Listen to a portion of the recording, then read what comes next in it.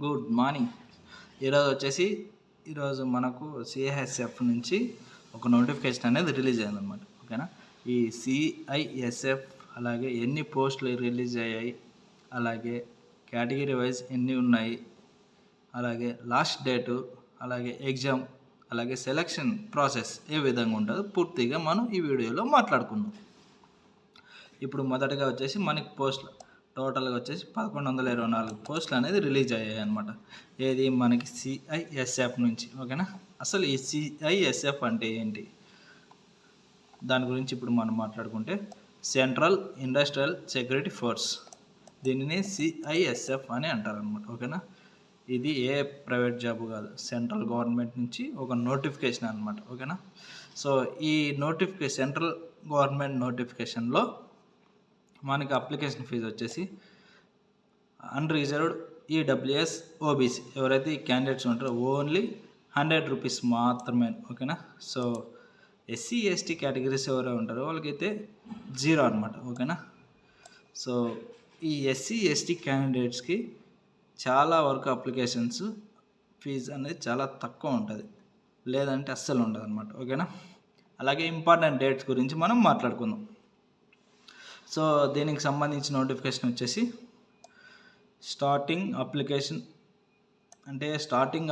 అంటే మనం ఎప్పటి నుంచి అప్లై చేసుకోవాలి ఈ పోస్ట్కి అనే దాని గురించి అనమాట. సో ఫిబ్రవరి 3 నుంచి ఈ ఆన్లైన్లో మనకి ఈ అప్లికేషన్ అనేది ఓపెన్ అవుతుంది అనమాట. ఓకేనా, సో ఈ వీడియో చూసిన వాళ్ళు కంపల్సరీగా ఫిబ్రవరి 3 అనేది గుర్తుపెట్టుకోండి అనమాట. ఓకేనా, అలాగే ఎప్పటి వరకు మనం అప్లై చేసుకోవచ్చు అని అనుకుంటే, లాస్ట్ డేట్ మార్చి 4వ తారీఖు వరకు మనకు ఉంది. చాలా రోజులు మనకు టైం ఉంది. ఓకేనా, ఆ దగ్గర మనకు 1 మంత్ వరకు టైం ఉందన్నమాట. సో ఆలోపు మనకి సర్టిఫికేట్స్, డాక్యుమెంట్స్ ఏమేమి కావాలి అనే గురించి కూడా మనం ఇప్పుడు డిస్కస్ చేసుకుందాం ఈ వీడియోలో. ఏజ్ లిమిట్ అని చెప్పుకున్నాం కదా, age limit up to 27 years వరకు 27 ఇయర్స్ వరకు మనకి ఏజ్ లిమిట్ అనేది ఉంటుంది అనమాట. సో అందులో 27 ఇయర్స్ వరకే అప్లై చేసుకోవచ్చా, లేదంటే అంతకన్నా ఎక్కువ ఉన్న వాళ్ళు కూడా అప్లై చేసుకోవచ్చా అనే దాని గురించి కూడా మనం ముందు వీడియోలో మనం మాట్లాడుకుందాం. ముందుగా పోస్ట్ వైజ్ వేకెన్సీస్ మాట్లాడుకుందాం. ఓకేనా, కానిస్టేబుల్, డ్రైవర్ టోటల్ 845 పోస్టులు ఉన్నాయి. సో దానికి సంబంధించి క్వాలిఫికేషన్ 10th క్లాస్. ఓకేనా, అలాగే constable, driver cum pump operator. ఓకేనా, దానికి సంబంధించి మొత్తం 279 పోస్టులు. దీనికి సంబంధించి క్వాలిఫికేషన్ కూడా same 10th class qualification, recognised board. ఓకేనా, దీనికి సంబంధించి మనం పూర్తి వివరాలు మనం మాట్లాడుకుంటే, సో ఇదేనండి. ఓకేనా,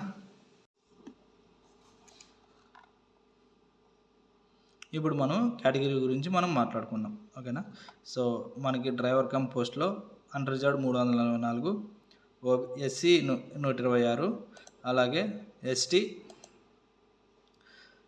63, ఓబీసీ 2228, ఈడబ్ల్యూఎస్ 284, అలాగే టోటల్ 824. ఓకేనా, దీనికి సంబంధించి ఇప్పుడు మనము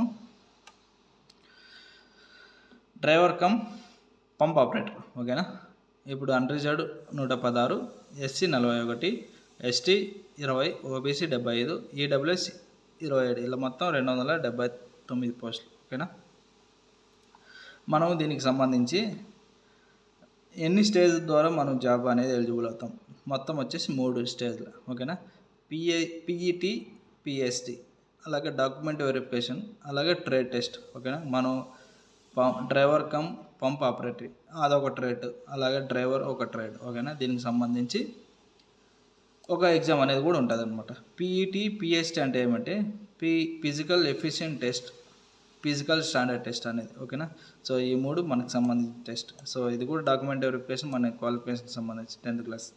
ఓకేనా, ట్రేడ్ టెస్ట్ మనం డ్రైవింగ్లో అయితే డ్రైవింగ్లో దానికి సంబంధించి టెస్ట్, అలాగే పంప్ ఆపరేటర్ దానికి సంబంధించి ఒక టెస్ట్. ఓకేనా, ఇది ఏ విధంగా ఉంటుంది, ఓఎంఆర్ షీట్తో, CBT mode computer based test. ఓకేనా, written examination which will be bilingual in Hindi or English language. So ఈ ఎగ్జామ్ అనేది మనకు 2 లాంగ్వేజెస్లో మాత్రం ఉంటుంది, ఒకటి ఇంగ్లీష్, ఇంకోటి హిందీ. మనం ఏది మనకి ఈజిబుల్ అవుతుందో అది మనం సెలెక్ట్ చేసుకోవాలన్నమాట. ఓకేనా. Detailed medical examination DME. ఓకేనా. దీన్నే మొత్తం మన బాడీ చెకప్ అంతా మనం ఇందులోనే మనం బయటపడతాం. మన బాడీలో ఏ చిన్న ప్రాబ్లం ఉన్నా కూడా మనం రిజెక్ట్ చేస్తారు మన అప్లికేషన్. ఓకేనా. అలాగే మనం ఏజ్ గురించి మనం మాట్లాడుకుంటే బిట్వీన్ 21 నుంచి 27 ఇయర్స్ వరకు ఈ అప్లికేషన్కి ఎలిజిబుల్ అనే ఉంటుంది అనమాట. ఓకేనా. అలాగే కేటగిరీ వైజ్ ఏమన్నా ఏజ్ రిలాక్సిబుల్ అనేది ఉండదా అనేది గురించి కూడా మనం మాట్లాడుకుందాం. ఓకేనా. క్వాలిఫికేషన్ వచ్చేసి మనకి 10th క్లాస్ అనేది కంపల్సరీగా పాస్ అవ్వాలి. ఓకేనా. దీనికి సంబంధించి గవర్నమెంట్ ఆఫ్ ఇండియా నుంచి ఓకేనా సెంట్రల్ గవర్నమెంట్ స్కూల్స్ ఉంటాయి కదా, దానికి సంబంధించి. అలాగే మనం డ్రైవింగ్ లైసెన్స్ సంబంధించి చూసుకుంటే ఓకేనా, మన దగ్గర హెవీ మోటార్ వెహికల్ లైసెన్స్ అలాగే లైట్ మోటార్ వెహికల్ లైసెన్స్. ఓకేనా. సో ఈ రెండు అనేది మనకు కంపల్సరీగా లైసెన్సులు అనేది ఉండాలన్నమాట. ఓకేనా.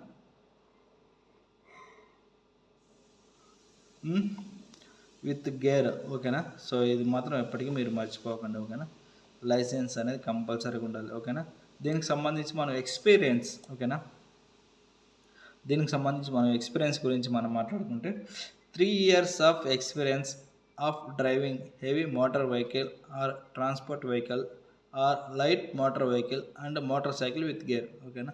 సో 3 years మనకి ఎక్స్పీరియన్స్ ఉండాలన్నమాట. ఓకేనా.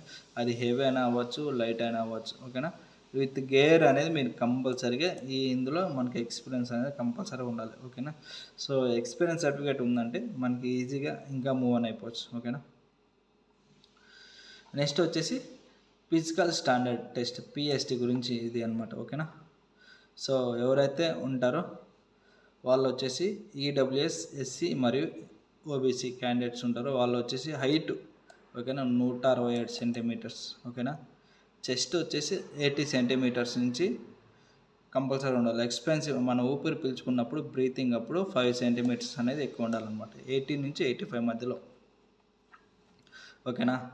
సో దీనికి సంబంధించి గహర్వాలి, కుమానిస్, గోరక్, దూగ్రాస్, మార్తా సబ్జెక్ట్ దీనికి సంబంధించి కూడా దీనికి సంబంధించి క్యాండిడేట్స్ ఎవరైతే ఉంటారో వాళ్ళు వచ్చేసి 78 సెంటీమీటర్స్ అలాగే బ్రీతింగ్ అప్పుడు 5 సెంటీమీటర్స్. ఓకేనా. టోటల్ 78 నుంచి 83 వరకు ఉంటారనమాట. ఓకేనా.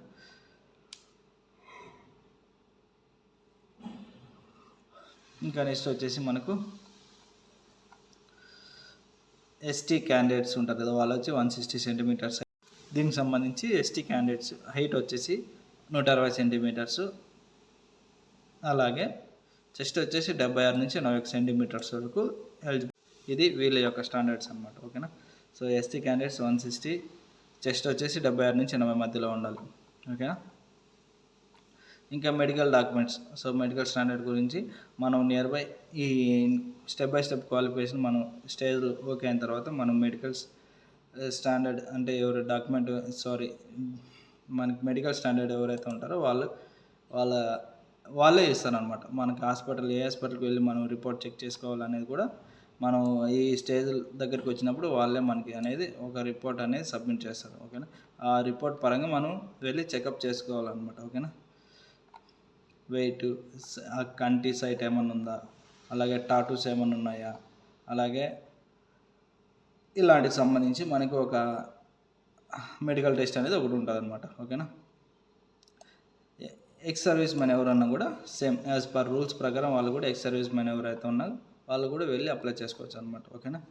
అలాగే దీనికి ఎక్స్ సర్వీస్ మ్యాన్కి సంబంధించి 3 years అయితే ఏజ్ రిలాక్సేషన్ అనేది ఉంటుంది అనమాట. అప్ టు 30 years వరకు వాళ్ళు ఇది మనం ఎలిజిబుల్ అవుతారనమాట. ఓకేనా. అలాగే నెక్స్ట్ వచ్చేసి వాళ్ళే అనమాట ఎవరైతే ఎక్స్ సర్వీస్ మ్యాన్ ఉంటారో వాళ్ళు ఫస్ట్ క్లాస్ ఆర్మీ స్కూల్స్ ఉంటాయి కదా, సో వాళ్ళు ఫస్ట్ క్లాస్ నుంచి నావీ ఎయిర్ ఫోర్స్ వరకు వాళ్ళ స్కూల్లో చదివి ఉంటారు, వాళ్ళు కూడా ఎలిజిబుల్ అవుతారనమాట. ఓకేనా. ఇంకా మనం నెక్స్ట్ ఇంకోటి చూసుకుంటే ఇదనమాట ఏ విధంగా మనం అప్లై చేసుకోవాలి, అలాగే ఏ స్టేట్లో మనకు సంబంధించి అప్లికేషన్ రిసీవ్ అవుతాయి హెడ్ క్వార్టర్స్. ఓకేనా. ఇదన్నమాట మనం ఏ స్టేట్ వాళ్ళు అప్లై చేస్తున్నామో మన సర్టిఫికేట్స్ ఎక్కడికి వెళ్తాయి దానికి సంబంధించి సెక్టర్ అనమాట. ఓకేనా. సో ఫర్ ఎగ్జాంపుల్గా మనం మాట్లాడుకుంటే చండీగఢ్, హర్యానా, హిమాచల్, జమ్మూ కాశ్మీర్, లడాక్, పంజాబ్, రాజస్థాన్ దీనికి సంబంధించి స్టేట్ వాళ్ళు వీళ్ళు నార్త్ సెక్టర్ కిందకి వస్తారు. ఓకేనా. వీళ్ళకి సంబంధించి అప్లికేషన్స్ ఏవైతే ఉంటాయో ఈ అడ్రస్కి మాత్రం వాళ్ళకి మూవ్ అని అయిపోతాయి అప్లికేషన్. మనం ఏ స్టేట్లకు సంబంధించి వాళ్ళు అప్లై చేసుకుంటే ఇక్కడికి వెళ్తాయి అనమాట. DIG, CISF north zone headquarters, CISF campus Mahipalpur. ఓకేనా. మహిపలాపూర్, న్యూఢిల్లీ ఈ హెడ్ క్వార్టర్స్కి వీళ్ళు అనేది ఈ పలానా స్టేట్ వాళ్ళు ఈ హెడ్ క్వార్టర్స్కి అనేది అప్లికేషన్స్ వెళ్ళిపోతాయి. ఓకేనా.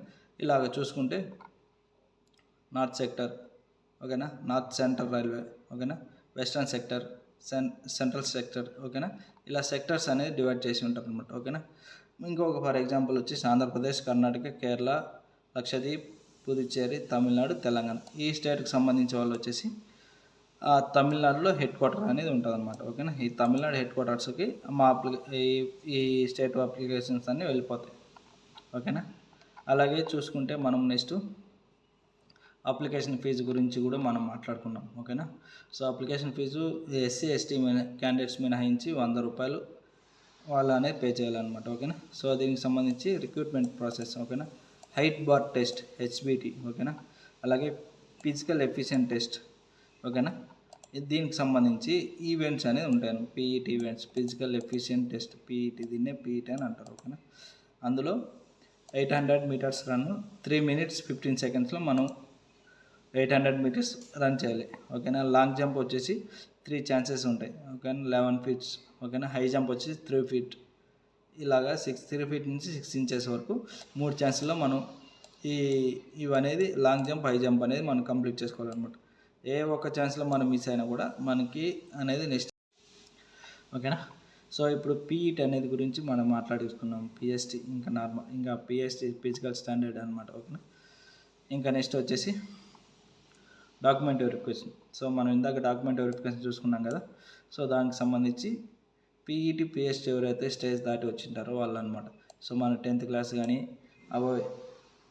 మనం చదివిన క్వాలిఫికేషన్ ఏది ఉన్నా కూడా సో అదొక సర్టిఫికేట్, అలాగే date of birth certificate, valid licence, అలాగే ఎస్సీ ఎస్టీ ఎవరైతే కేటగిరీ వైజ్ ఉంటారో వాళ్ళ కేటగిరీ సర్టిఫికేట్. ఓకేనా. ఇవన్నీ ఉంటాయన్నమాట. ఓకేనా. సో తర్వాత డిపార్ట్మెంట్ ఎక్స్ సర్వీస్ మన ఎవరైతే ఉంటారో వాళ్ళకి సంబంధించి కూడా ఒక సర్టిఫికేట్. ఓకేనా. సో అందులో రిజైన్ చేసి ఎన్ఓసి అనేది ఉంటుంది అనమాట. NOC, no objection certificate. అందులో రిజైన్ చేసి మేము ఈ సిఎస్ఎఫ్ రావాలి ఇంట్రెస్ట్ ఉన్న క్యాండిడేట్స్ వాళ్ళ ఎన్ఓసి సబ్జెక్ట్ తీసుకొని ఈ విధంగా మనం ఎన్ఓసి సబ్జెక్ట్ కూడా యాడ్ చేసుకోవచ్చు అనమాట. ఓకేనా. ఇంకా నెక్స్ట్ వచ్చేసి ఫొటోస్ మనకు కంపల్సరీగా దానికి వాళ్ళు అడుగుతారు అనమాట. ఈ సైజులోనే ఫొటోస్ కావాలి అనేది ఉంటుంది అనమాట. సో ఈ విధంగా ఈ పాయింట్స్ అన్నీ మనం వాళ్ళు చూసుకున్న తర్వాత నెక్స్ట్ వచ్చేసి మనకి ట్రేడ్ టెస్ట్ అనేది ఉంటుంది. ట్రేడ్ టెస్ట్లో వచ్చేసి driving test, light vehicle, light licence ఉన్న వాళ్ళకి లైట్ టెస్ట్ 50 marks, అలాగే హెవీ లైసెన్స్ ఉన్న వాళ్ళకి హెవీ టెస్ట్. ఓకేనా. దీనికి సంబంధించి ప్రాక్టికల్గా కూడా ఒక ఎగ్జామ్ అనేది ఉంటుంది. ఆ ఎగ్జామ్కి సంబంధించి ఇది అనమాట 30 marks. టోటల్ వచ్చేసి 50, 65 marks. ఓకేనా. 65 టోటల్ వచ్చేసి ఈ క్వాలిఫై అవ్వాలన్నమాట. ఓకేనా. 50 marks కానీ 25, 50 marks కానీ 25, 30 marks కలిపి 15, ఇలా 65 marksకి వచ్చి వాళ్ళు ఎలిజిబుల్ అవుతారు. ఓకేనా. సో దీనికి సంబంధించి ఇదన్నమాట ఇది ఎగ్జామినేషన్. ఓకేనా. ఈ 3 టెస్టులు కలిపి ఒక ఎగ్జామ్ అనేది ఉంటుంది. ఓకేనా. ఈ ఎగ్జామ్స్లో ప్రాక్టికల్ నాలెడ్జ్ ఎగ్జామ్ ఇదన్నమాట. ఓకేనా. General knowledge awareness part A, part B, part C, part D ఇలా 4 విభాగాలుగా విభజిస్తారు. General knowledge awareness, knowledge of elementary mathematics,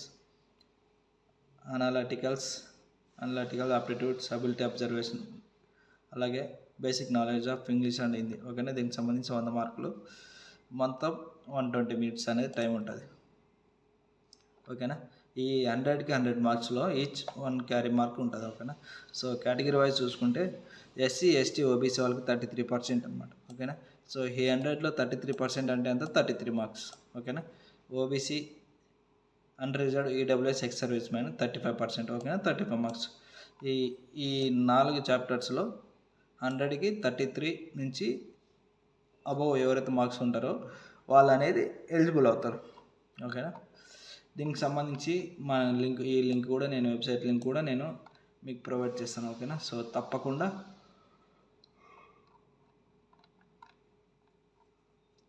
మీరు ఆ లింక్ ద్వారా కూడా అప్లై చేసుకోవచ్చు అనమాట. ఓకేనా, ఇంకా మొత్తం అనేసి మనం మాట్లాడేసుకున్నాం. ఓకేనా, దీనికి సంబంధించి ఇదే అనమాట నోటిఫికేషన్ అనమాట. ఓకేనా, ఏజ్ గురించి, ఎగ్జామ్ లాస్ట్ డేట్ గురించి, ఎగ్జామ్ ఏ విధంగా ఉంటుంది దాని గురించి, అలాగే అప్లికేషన్ ఫీజు సంబంధించి, ఓకేనా, ఏ విధంగా అప్లై చేసుకోవాలి లింక్ నేను ఈ సిఎస్ఎఫ్కి సంబంధించి లింక్ కూడా నేను ఓపెన్ చేసి నేను మీకు చూపిస్తాను. ఓకేనా, సో ఆ లింక్ కూడా నేను డిస్క్రిప్షన్లో ఇస్తాను. సో ఆ లింక్ ఓపెన్ చేసి అలా కూడా మనం అప్లై చేసుకోవచ్చు అన్నమాట. ఓకేనా, ఇంతేనండి సిఐఎస్ఎఫ్ అని సంబంధించి నోటిఫికేషన్ అనేది. ఓకేనా, సో ఈ నోటిఫికేషన్ ఇంతటితో మీకు పూర్తిగా అర్థమైంది అనుకుంటున్నాను. సో అర్థమైంటే ఇంకెందుకు ఆలస్యం, వెళ్ళి అప్లై చేసుకోండి. ఓకేనా, ఇంట్రెస్ట్ ఉన్న క్యాండిడేట్స్ అలాగే ఈ కేటగిరీ వైజ్ మనకి ఎలిజిబుల్ లేదా అనేది గురించి కూడా మనం మాట్లాడేసుకొని మనం అప్లై చేసుకోండి. ఓకేనా, సో ఈ వీడియో గురించి ఇంకా ఏమైనా డౌట్స్ ఉన్నా కూడా నాకు పిన్ కామెంట్ చేయండి, నేను మీకు రిప్లై ఇస్తాను. Thank you so much.